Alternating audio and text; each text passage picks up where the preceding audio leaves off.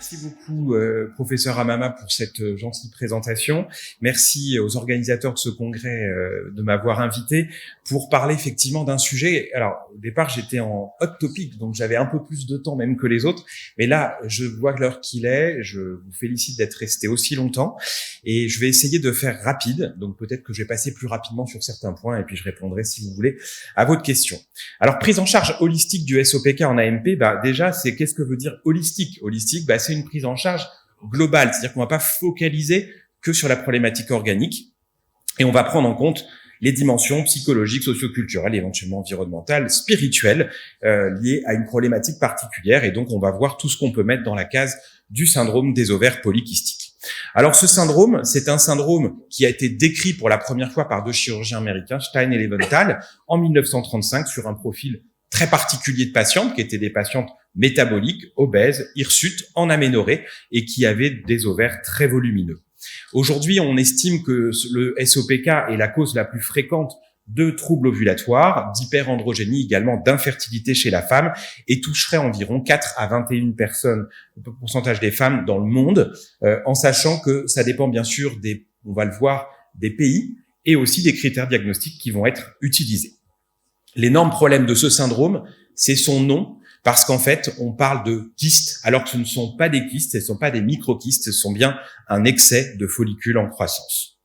Alors, ce qu'il faut savoir, c'est que ce syndrome des ovaires polykystiques, et ça, c'est un point pour bien comprendre un petit peu la prise en charge holistique, c'est en réalité un syndrome qui remonte à la nuit des temps, puisque sur des ossements préhistoriques, 300 000 ans avant Jésus-Christ, on retrouve des profils génétiques qui évoquent la présence déjà de femmes qui avaient un SOPK. Et à l'époque, à la préhistoire, avoir un SOPK, c'était un avantage évolutionnaire, parce que ces femmes, comme elles n'étaient pas réglées tous les mois, elles n'avaient pas de saignée physiologique tous les mois, donc elles avaient moins de carences martiales. Comme elles ovulaient moins souvent, elles tombaient moins souvent enceintes, donc il y avait moins de risque de mourir en couche. Comme elles avaient des poils, elles pouvaient résister au froid. Et comme elles avaient souvent un syndrome métabolique, elles avaient des réserves pour résister à la famine. Aujourd'hui, c'est plus vraiment un avantage évolutionnaire, on est d'accord. Alors ce syndrome, aujourd'hui, il est maintenant, depuis plus de 20 ans, défini par un consensus international de l'ECHO et de la SRM qui met en avant le fait qu'une femme qui présente 2 des 3 critères suivants, oligoanovulation, hyperandrogénie clinique et ou biologique, OPK échographique et ou AMH élevé, va avoir un syndrome des ovaires polykystiques. Ce diagnostic, en fait, ne pourra être appliqué, on ne pourra appliquer ces critères que si toutes les autres causes de troubles du cycle et d'hyperandrogénie, et notamment par exemple les formes non classiques de bloc convertin hydroxylase, ont été éliminées. Alors, la physiopathologie de ce syndrome, on commence enfin un petit peu à la connaître. Il faut comprendre que tout commence au départ, dans toutes les formes de SOPK, par une hyperandrogénie d'origine ovarienne. Et cet excès d'androgène ovarien va induire, dans un premier temps, cet excès de follicules en croissance dans les ovaires.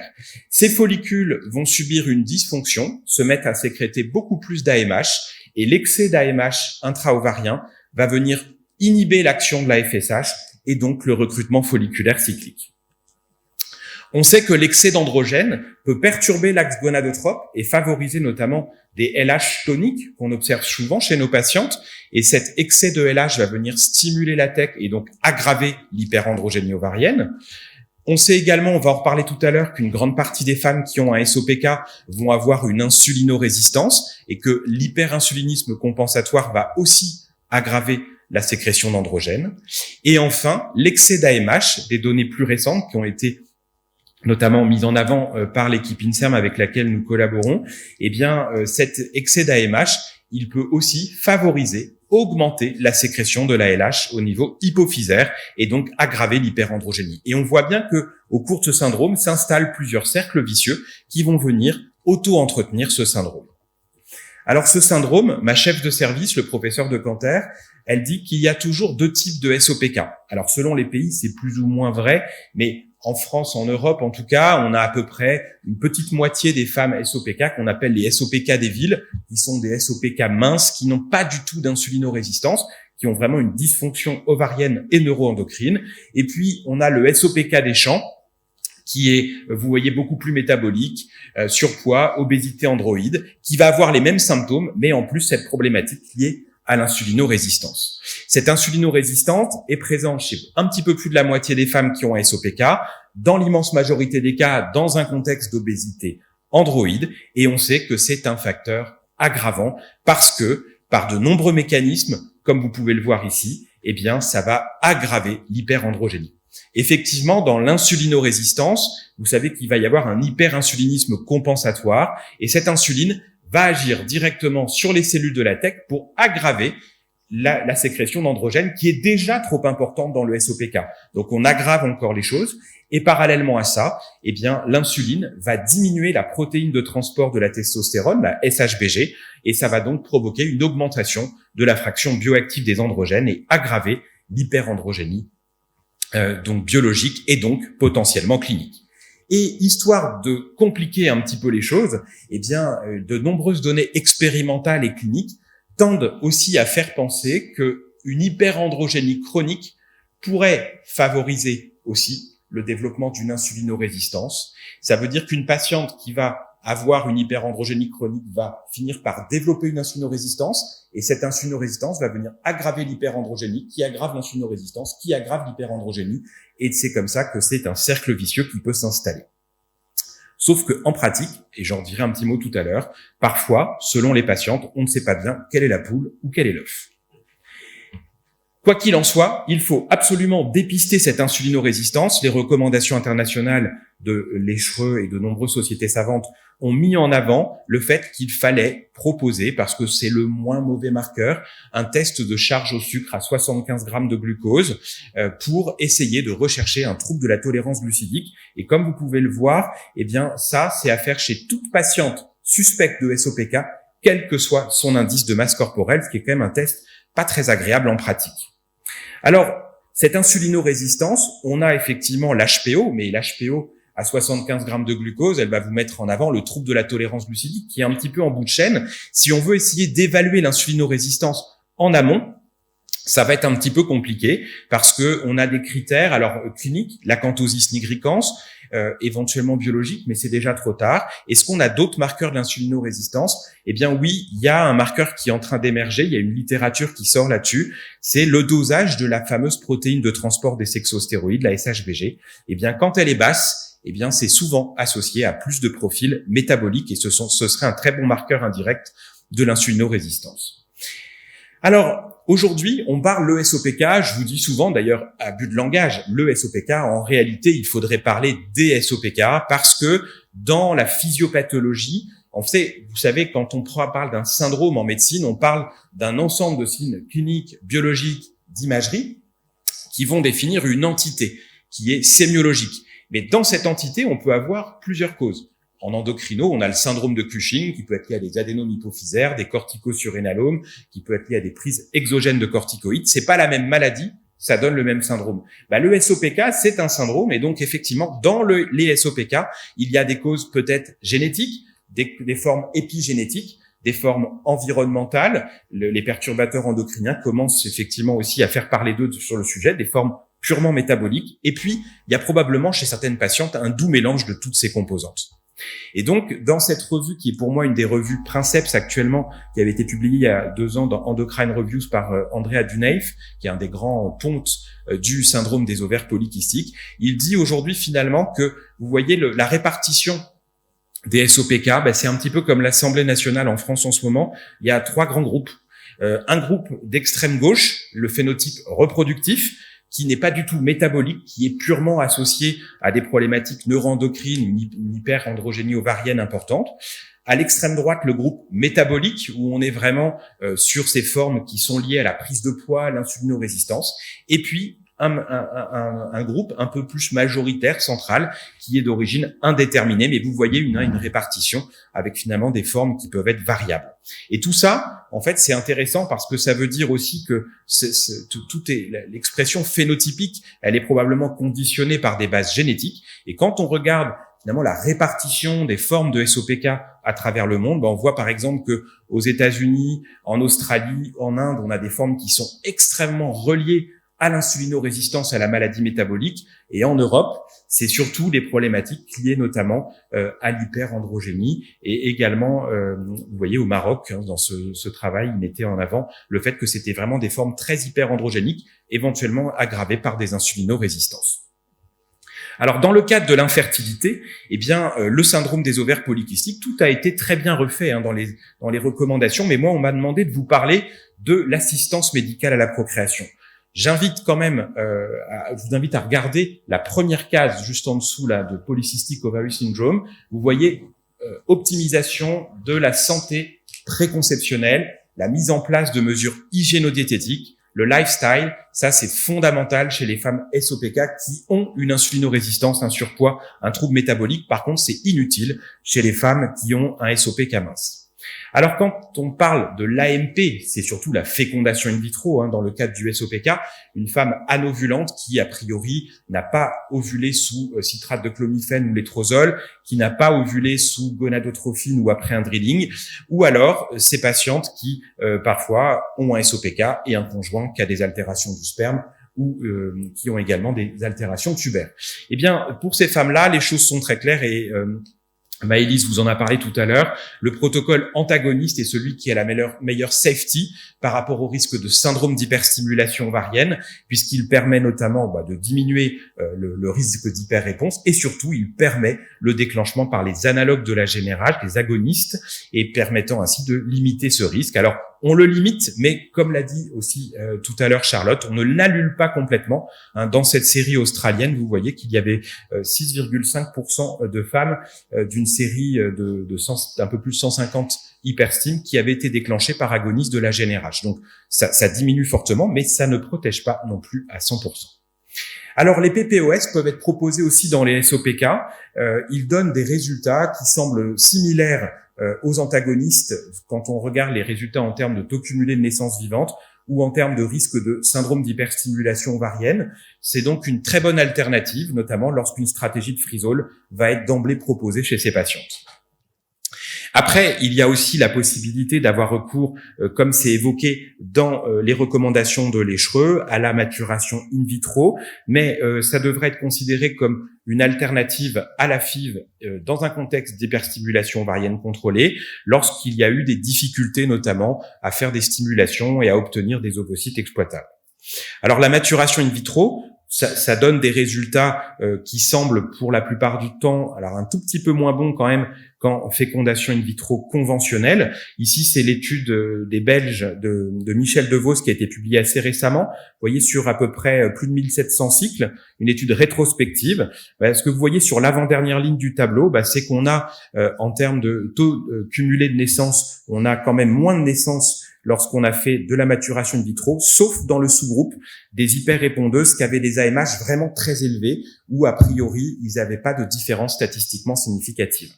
Alors, il y a une Cochrane qui s'est intéressée un petit peu aussi à cette problématique dans le cadre du SOPK, qui est toute récente, qui considère aujourd'hui qu'au vu du très faible nombre d'études, il n'est pas certain qu'une méthode soit meilleure que l'autre pour obtenir une naissance vivante ou même une grossesse clinique, et que la problématique, c'est qu'il y aurait quand même une tendance à persister, qu'il y ait plus de fausses couches précoces par grossesse clinique débutante dans le cadre du groupe des femmes qui sont en maturation in vitro.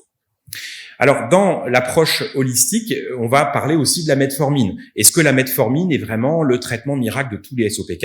La réponse est non. Avant tout, on va essayer de mettre en place des mesures hygiéno-diététiques. Ça ne sert à rien de donner un agent insulino-sensibilisant à une patiente qui n'a pas mis à plat toutes les erreurs diététiques. Alors, cette metformine dans le SOPK, elle doit pas être prescrite comme un inducteur ou un coadjucteur de l'ovulation, ni comme un agent amaigrissant, ni comme un traitement des dyslipidémies. Elle est surtout intéressante dans les situations de diabète de type 2 associé au SOPK ou alors dans les troubles de la tolérance glucidique. Est-ce qu'il faut la donner quand il y a une clomiphénorésistance? Vous allez voir, pas sûr. Pour limiter le risque d'hyperstime en fibre, pas sûr non plus.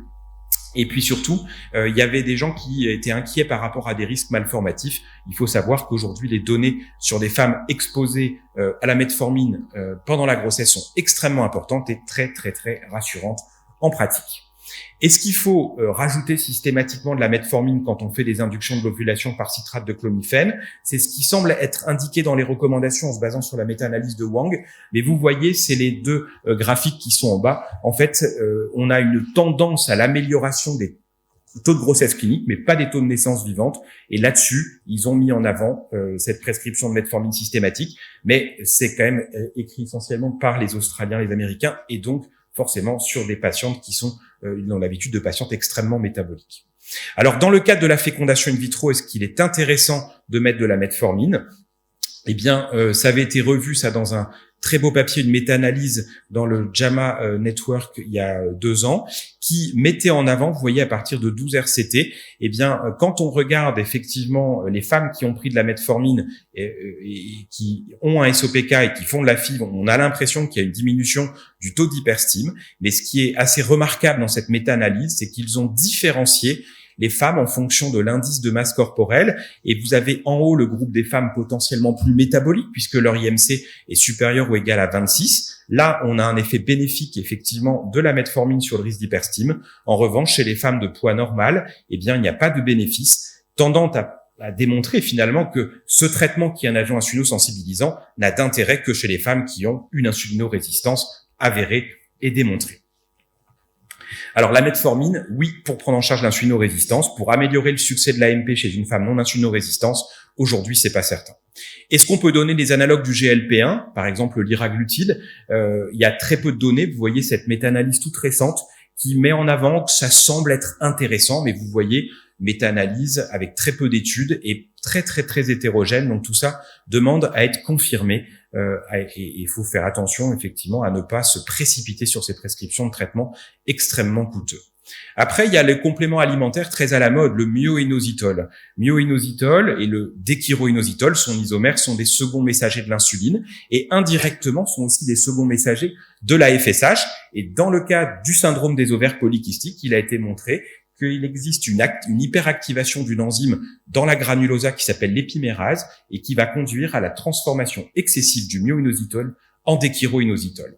Et cette carence relative en myo-inositol va empêcher la FSH plutôt la granulosa de bien répondre à la FSH et de convertir les androgènes en oestrogènes. Il va y avoir une espèce de résistance. Alors, est-ce que ça apporte quelque chose? Vous voyez, méta-analyse récente sur les taux de grossesse clinique, le myo-inositol par rapport à d'autres agents insulino-sensibilisants et les contrôles, pas d'amélioration. Sur le taux d'hyperstime, pas d'amélioration non plus. Et les recommandations de l'ECHRE avaient été très claires. On peut éventuellement proposer aux patients ce traitement, mais qu'aujourd'hui, notamment en termes de traitement dans l'infertilité, les données sont extrêmement pauvres. Et donc, comme c'est un complément alimentaire qui n'a pas de risque pour la santé, c'est pas interdit de le faire, mais les bénéfices sont aujourd'hui, bien sûr, extrêmement discutables. Alors, pour aller un petit peu au-delà, s'occuper effectivement d'une prise en charge holistique, c'est aussi ne pas s'arrêter à la grossesse, à l'induction de l'ovulation et au début de grossesse. C'est aussi suivre cette grossesse, et il y a maintenant de nombreuses données qui confirment que les femmes enceintes SOPK ont plus de complications. Il y aura un petit peu plus de fausses couches précoces, même si c'est pas une cause de fausses couches précoces à répétition, plus de diabète gestationnel et plus de pathologies vasculo-placentaires. Et enfin, avant de conclure, simplement pour rappeler que le syndrome des ovaires polykystiques est une maladie chronique. Et comme toute maladie chronique, elle a un impact sur la qualité de vie des femmes, notamment en altérant la santé mentale. Et dans ce papier très récent, vous voyez, qui a repris 10 revues systématiques, eh bien, on voit que les femmes qui ont un SOPK ont plus de troubles anxieux et plus, notamment, vous avez vu, de comorbidités dépressives que les femmes qui n'ont pas de SOPK par rapport à la population générale. Alors, il y a des explications à tout ça. L'hirsutisme avec le retentissement psychosocial, le syndrome métabolique, l'obésité et l'impact que ça a sur l'image de soi, l'angoisse de l'infertilité, et puis peut-être aussi des anomalies de l'axe corticotrope qui pourraient être perturbées dans le contexte d'hyperandrogénie chronique. Et puis, et ça c'est très récent, et je ne pouvais pas ne pas vous en parler, c'est un très très beau papier qui vient de sortir dans Frontiers in Neuroendocrinology, qui met en avant le fait que les femmes SOPK vont avoir 2 pics d'androgènes très particuliers pendant la vie fœtale et également en fin de puberté, au moment où elles sont au stade de Tanner 3-4, Ça commence à ce moment-là. Et cet excès d'androgène va perturber les fonctions amygdaliennes et également le cortex préfrontal. Et derrière ça, va probablement agir sur le développement de fonctions de perturbations cognitives qui vont favoriser finalement derrière le développement de toutes ces comorbidités anxio-dépressives. Et puis enfin, il y a la façon dont on va s'occuper des patientes et la façon, donc ça c'est une très belle revue de littérature que Maëlys Peigné, Virginie Simon avait écrit il y a quelques années et finalement, la façon dont on fait le diagnostic, dont on va annoncer les choses et dont on va accompagner les patientes va également avoir un impact majeur.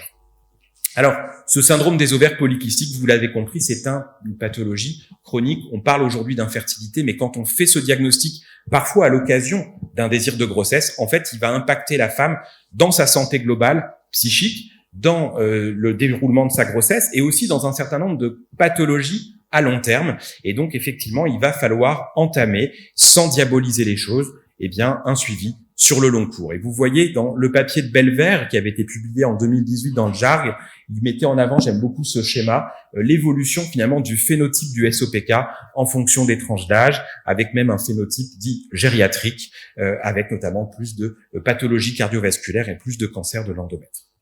Donc pour conclure, ce syndrome des ovaires polykystiques, il est fréquent. Il ne faut pas le banaliser ni le diaboliser. Ça, c'est évident, notamment par rapport au vécu des femmes. La prise en charge de l'infertilité, et surtout en AMP, aujourd'hui quand même est très bien codifiée par les recommandations. Il faut, et ça je pense que c'est essentiel, vraiment dépister l'insulinorésistance parce que derrière ce dépistage, il y a des prises en charge spécifiques et notamment l'enjeu de prescrire ou pas de la metformine qu'il ne faut certainement pas prescrire à l'aveugle chez tout le monde. Et puis enfin, vous l'avez compris, voilà, je pense que cette prise en charge holistique, elle est fondamentale pour accompagner les femmes le mieux possible dans leur qualité de vie et dans le dépistage d'un certain nombre de comorbidités, même à court terme parfois, notamment, et même des dysfonctions sexuelles. Voilà, je voulais remercier particulièrement mon mentor, le professeur de Wai, qui est un des grands spécialistes du PCOS et qui nous a vraiment, moi, le professeur Cato Jonard et le professeur associé Christine de Canter, mené sur la voie du SOPK depuis maintenant de nombreuses années et qui nous a transmis cette passion. Voilà, je vous remercie beaucoup de votre attention et merci de votre courage d'être resté jusqu'au bout. Merci beaucoup, Geoffroy, en temps record pour un sujet aussi difficile que la SOPK et qui va générer énormément des questions. Alors, on prend 2 questions, après on laisse la place au président des symposiums pour le mot final. Très bien. J'ai une question courte, réponse courte. J'ai une question. Et mon co-chairman, il va commencer à poser la question. Vas-y. Oui. Moi, ma question, c'est par rapport à ce syndrome. Est-ce qu'il n'est pas temps de changer ce nom de syndrome des ovaires polykystiques? Parce que c'est pas seulement la fertilité, c'est la vie, c'est le pronostic vital, c'est les troubles métaboliques, c'est ce syndrome métabolique. Et cette définition, cette appellation porte essentiellement sur la fertilité et pas sur autre chose. Et la deuxième question, c'est par rapport à la MH. Est-ce qu'elle a sa place dans la définition du syndrome des OPK? On sait que la MH va définir celles qui vont résister aux gonadotrophines et aux anti-oestrogènes, mais quand est-ce qu'on va introduire la MH dans la définition? Alors, les recommandations internationales, pour la première fois en 2023, ont introduit la MH dans les critères diagnostiques. J'avais pas le temps d'en parler parce que c'était un peu restreint. Dans les recommandations, ils disent qu'on fait soit le CFA, soit la MH. Moi, je partage pas forcément cet avis. On avait publié un papier dans Human Reproduction il y a quelques années où on démontrait que de faire les deux, c'était quand même plus pertinent et surtout le taux d'AMH élevé a quand même il y a quand même pas mal de données intéressantes pour prédire peut-être la résistance effectivement à la FSH. Et par rapport à... Et pour le nom, je pense qu'il faudrait l'appeler le syndrome des ovaires multifolliculaires. Ce serait plus sympa que de parler de kyste. Chairman, ask your question. Very short question, please. Well, an interesting comment. I know the time is late, but I can't resist bringing up this question about PCOS. But firstly, I'd like to say that I don't understand French, but your slides were so beautifully prepared and so organized that I understood what you were saying, even though I can't understand the French. But I'd like to suggest and ask you about a simplistic view of PCOS. You know, Bertrand Russell said that the best explanation for any scientific chaotic issue is the simplest explanation. So if a woman were just born with a huge number of eggs, too many germ cells, too many eggs, then I'm speculating that would suppress her pituitary glands, FSH. She wouldn't recruit dominant follicles. She'd have an elevated LH-FSH ratio. And that would, of course, lead to an increased androgen level. And that increased androgen level would cause her to have a greater appetite and to eat more, and therefore to be obese. And the obesity would then aggravate the problem because the fat cells absorb the estrogen. The estrogen is constantly released from the fat cells, and that will suppress the normal cycling and create irregular cycling. So it seems to me that there are two types of PCOS patients I see, the skinny ones and the obese ones. And they're the same, except one is very skinny and the other is very obese. So I'm wondering, could obesity simply be one cause of PCOS by what I mentioned, increasing estrogen levels? And could just being born with too many eggs be another cause of a different variety of PCOS? Thank you. Very complex. For the LH-FSH ratio, we don't use it in practice because the LH is secretion of LH is pulsatil, so we can have low levels and a few hours later higher levels, and it's not a good marker, so it is not in the diagnostic criteria. For the second question, it's very difficult to know if a woman with PCOS have a metabolic syndrome, insulin resistance, because of hyperandrogenism or because of a genetic problem, metabolic. And today, it's not possible to know the etiology. The last question. Merci pour le topo qui était vraiment bien. Juste une question sur l'insulinorésistance, parce que moi je suis biologiste, les gynécos prescrivent le HOMA test et des fois il y a le quickie. Le HOMA est toujours élevé mais le quickie est toujours normal. Alors qu'est-ce qu'il faut interpréter pour l'insulinorésistance? Et deuxièmement, pour les OPK, des fois on a énormément d'ovocytes, énormément de fécondés, beaucoup d'embryons J2 et très peu de blastos. J'en ai parlé à des collègues biologistes. Quand on a un blasto sur 15 embryons, c'est pas une question de milieu, etc. Parce que sur la même cohorte de d'autres patients, on a d'autres blastos. Qu'est-ce qu'on fait dans ce cas-là? Merci. Alors pour la première question, pour l'évaluation de l'insulinorésistance, les recommandations disent pas de dosage d'insuline à jeun parce que, enfin, vous êtes biologiste, vous connaissez ça mieux que moi. C'est un dosage qui est très complexe, très délicat. Le HOMA index, comme il dépend du taux d'insuline, pareil, il le recommande pas. Et surtout le HOMA index, quand vous regardez les différentes sociétés savantes, le seuil, il y en a qui disent supérieur à 2, c'est anormal, supérieur à 2.3, supérieur à 3. Et effectivement, le seuil n'est pas absolument consensuel, et en particulier dans la population SOPK, qui est probablement, comme on le disait, une population très à part par rapport à cette problématique d'insulinorésistance. Donc, les recommandations, c'est on découvre le trouble de la tolérance glucidique, mais il est un peu trop tard, effectivement. Et peut-être des marqueurs comme la SHBG seraient des marqueurs beaucoup plus pertinents, finalement, chez une patiente euthyroïdienne, donc qui doit avoir un taux de SHBG normal. Si la SHBG est basse, il y a probablement une insulinorésistance.